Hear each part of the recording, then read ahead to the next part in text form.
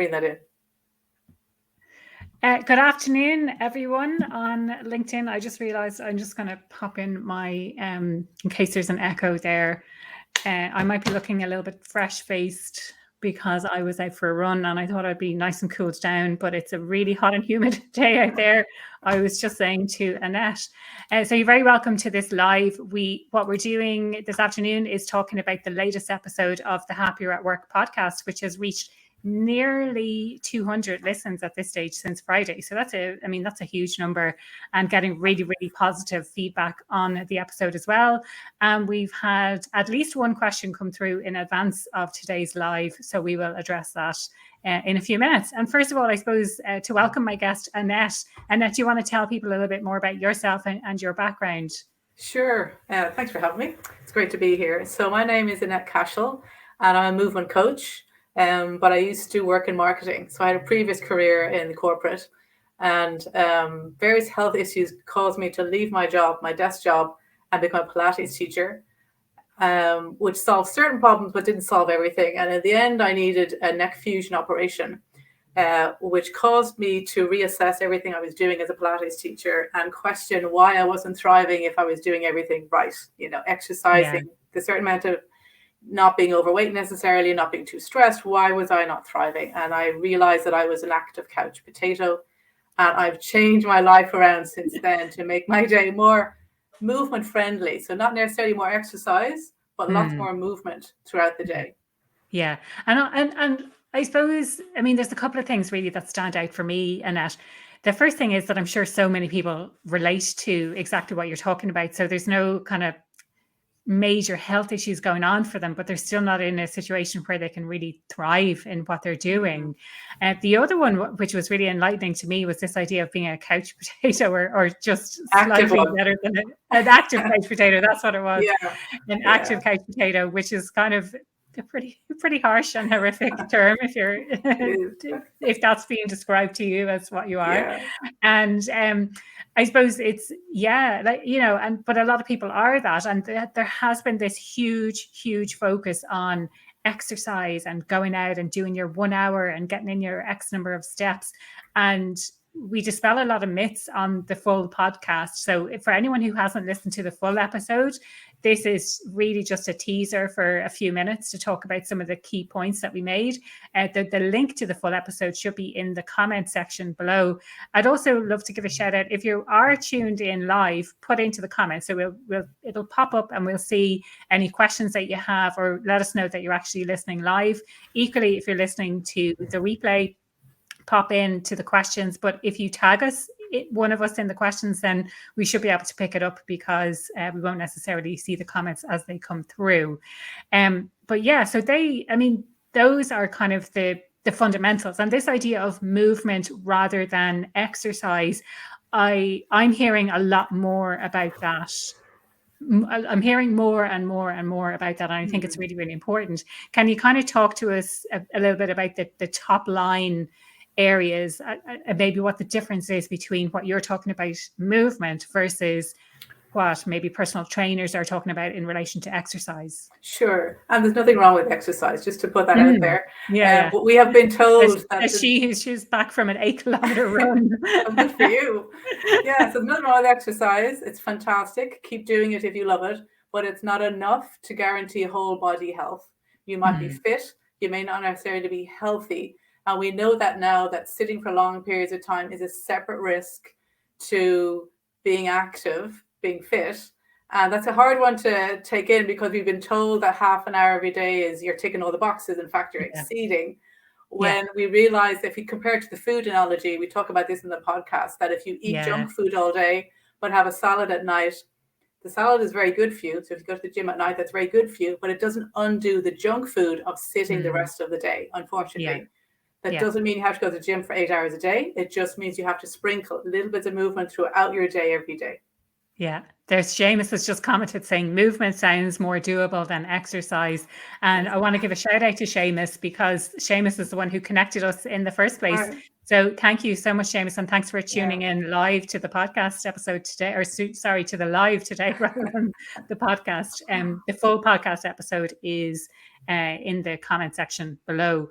But it's such an interesting concept, this idea of sitting down. And I know certainly since our discussion, I have taken on board what some of the key insights, some of the very practical tips that you shared on the podcast. One of those being standing up for the first part of a meeting, for example, so if you wanted to stand for 10 or 15 minutes at the start of a meeting. And I do say to people, listen, I'm trying out this new thing and I'm standing for the first 10 or 15 minutes and see how long I go for. And if I go a little bit longer, great. But it's not just standing. I'm trying to introduce a little bit of movement into that as well. Because and you're role modeling as well, which is great. Yeah. Oh, absolutely. Yeah, I hadn't thought of it like that. But yes, absolutely. Yeah. Teaching people. Yeah. Brilliant. So do you want to share some of the other tips then that we talked about during the podcast episode? Well, I suppose the main message is always to sit less. So one example you have there is to stand at the start of every Zoom call. The goal is not to stand all day, because then you're just replacing one sedentary exercise with another sedentary activity of sitting versus standing. You can also change how you sit. So you can change the angle of your chair. We can talk about more specifics in the podcast about that, how you can change the angle, and that can make a huge difference to your neck. Everybody working on a screen has a neck issue. It's just a given, so it's good to work on that. Yeah. And I guess the last one really is to sit up the amount that you sit. So rather than sitting for long periods of time, trying to break that up. And that was one of the questions that came in. Really good question from Justin Eade. Asking about, other than Fitbit and other tech devices, how do you encourage yourself and remind yourself to keep moving? So I use both. I think the tech is great, whether it's a Fitbit giving you a little nudge or a reminder on your phone. They are great, but I would recommend changing them regularly, and also changing the sound regularly, because you just get tuned out to it after a while. Yeah. That's a good tip, actually, because I know for me, and I'm sure I said this on the podcast, that for me, it ended up being like, that means it's 10 to the hour. Like, that's all it meant to me. It didn't mean get up and walk around or anything like that. It was like, it's 10 to whatever time now. Yeah, even if you just have two different sounds, just to change them around will make a difference. Yeah. And then rather than just having it on your phone set to come every half an hour or every hour, actually reset it every hour. Like, have to get up across the room and reset it, rather than just hitting the snooze button. That really helps. So tempting. Yeah, very tempting. But I like, in addition to that, I like the non-tech reminders, which you're surrounded by in your environment. So you use whatever is in your environment. So if you're at home, it could be the dishwasher makes the noise when it's finished, or the cat needs to be let out, or it needs to be let back in again. The postman comes to the door. Rather than looking at these as distractions, which they are, you should look at them as movement opportunities, because that's really what they are. And I really changed my perception to household chores and the mundane things that I would normally do at the end of the day.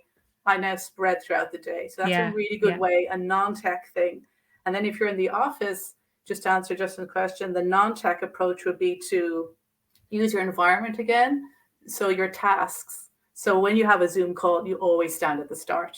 When you have a phone call, you stand up and look out the window. When you have a meeting, you have a standing meeting. Just get into those habits. They will become second nature. You will always do them. And that it's a natural, you have to remember it. It just becomes associated with that task. Yeah. Seamus has a question. Can you speak a bit about the importance of calf muscle flexing too? And before you share this, I went out for a very long hike in Glendalough on Saturday, like a 14 km hike. I hadn't been hiking in a few years with the pandemic and everything. And even still today, and I could feel it when I was out for my run, my calf muscles are still pretty tender. So I would love if, I just wanted to share that before you talk about them. It's a good point. So calf muscle stretching, I think he means, rather than flexing. So our calf muscles tend to be very tight from sitting a lot, because the knee is always flexed. So what that means is, the tighter your calves, the more of an effect it has on your neck. So if you're going for 10,000 steps a day, that calf tight muscle creates a whiplash effect on your neck. So even though you're doing 10,000 steps a day, which is fantastic, you might be getting 10,000 whiplashes in your neck. So you need to work regularly on stretching your calf muscles. So one really good way is to have just a book on the floor. You put your ball of your foot on the book, you put your heel on the ground, you're stretching your calf muscles while you're doing a Zoom call, for example. And I actually wrote a post about this last week, that people are using standing desks with heels on. You know, you shouldn't be wearing heels in general, but even regular shoes, I know people are looking at me, but even regular shoes, ideally you're using standing desks with no shoes on or minimal shoes. And that's good to know. But there are fantastic options out there now that look very normal. They don't look too weird. And it just annoys me when I see models demonstrating standing desks with 6-inch heels. Like, that's not the idea. The idea is to get you out of the chair back to your natural alignment. Can you maybe talk to us a little bit more about heels then as well? So if you're saying that we shouldn't be wearing heels now, I haven't worn heels probably in about 18 months, but there might be occasional where I wore wedges or something like that. Like junk food. Talk to us. I look at it as like junk food. Occasional junk food is fine. But when I say heels, I mean any heel, even men's shoes. Interesting. Any heel, half an inch, is going to knock you out of alignment. Your body has to adjust. If it's for a short period of time, that's no problem. But we don't use shoes for short periods of time. We use them all day. So if you're working from home, try to ditch them if you can. You can wear no shoes at all. Well, you can wear slipper socks or slippers or something that doesn't involve cheeky I think people can relate to wearing slippers during the pandemic. Exactly. And if you have wooden floors or tile floors, get an anti-skid surface. Too. Otherwise, you just keep slipping and then your feet tighten and then your neck gets worse. So your feet are connected to your neck. It reminds me of that old song. Yes, exactly. Except in that song, the neck is definitely not connected to the feet. I know. And then there's one more thing that we spoke about. I just want to touch on it before we wrap things up here. And that's the idea of the knowing doing gap. So like oftentimes we know what it is that we need to do, but any thoughts around how to get people to actually do those things? Now, you shared some really great examples and really great practical tips earlier. Anything else just to kind of spur people on to maybe try something? Maybe it's starting small or something like that. Well, I guess one of the main thing I recommend is figuring out how much you sit. So it's a sitting calculator, which I have in my newsletter. If you want to sign up for that, you'll get that sent to you. That's an amazing benchmark to realize, holy moly, I didn't realize I was sitting that many hours and what that means. Like if you sit more than 4 hours a day, it is a risk factor. And just being aware of that is very, very important. Making the changes in your environment, like you talked about previously, is a huge thing, and you don't have to think about them. Like once you change the angle of your chair, it's changed. Once you build in tasks that you always do standing up, that's changed. And I guess if you're still struggling with habits, I would recommend Tiny Habits from BJ Fogg. It's a fantastic resource. I really recommend that. Because you celebrate your change. That's very, very important. I was going to say actually earlier what you were talking about in relation to the environment. James Clear's book, Atomic Habits, he's all about the environment and setting yourself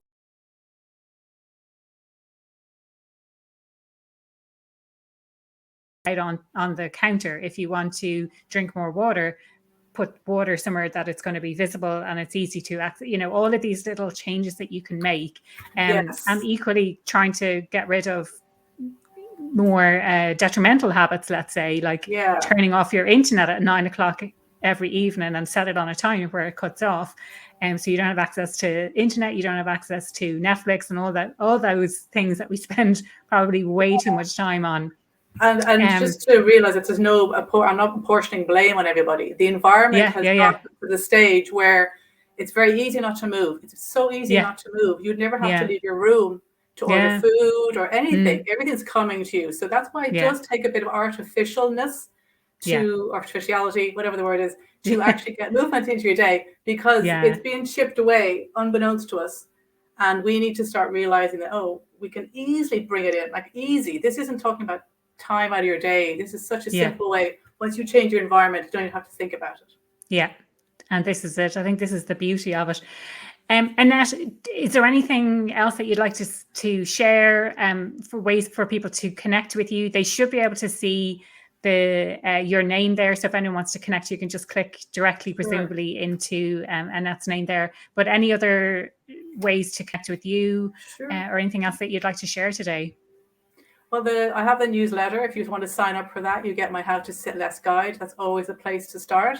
If you have more time and you want more tips on working from home or working from the office, I have a 45-minute webinar, which fits nicely into your lunchtime. You can stand up while you're watching it for a little bit. You can get all the details of that on my website, mollahidepilates.com, or I'm very active on Instagram, which is @movementmakeovers. Brilliant. Thank you so much for that. Thanks for your time today and for your time on the podcast. For anyone who hasn't yet listened to the full episode of the podcast, the link to the full episode is below. It's reached at this stage nearly 200 listens since Friday. So really, really popular episode. Thank you so much for that. Seamus is posting something in the comments, which I'm going to try and pronounce. It says obesogenic environment. Is that? That's where it's an environment that encourages obesity. Okay, yeah. So the less movement, right. That's a very good word. Yeah, it's a great word. Yeah. The other thing before we wrap up that I want to share is you may have seen that I am doing 2 webinars in the next couple of weeks. So the first one is happening on Wednesday next week at 4:30 p.m. Irish time. Both webinars are exactly the same. So one is happening Wednesday next week. The second one is happening on Wednesday the following week at 1 p.m. Irish time. And both of those, you can sign up to it by going to impostersyndrome.ie/webinar. It's all about 3 steps to overcoming imposter syndrome. Anyone who's been following me for a while knows I'm slightly obsessed with imposter syndrome. So it's going to be some really, really, I love to keep things really practical. It's some practical tips on how to overcome imposter syndrome. So sign up at impostersyndrome.ie/webinar. And thank you everyone who tuned in live today. John Donnelly has just commented saying great conversation. Great conversation, Aoife and Annette. Thank you, John, for tuning in live. And thank you, everyone. I will be live again next week for my solo episode, which is coming out this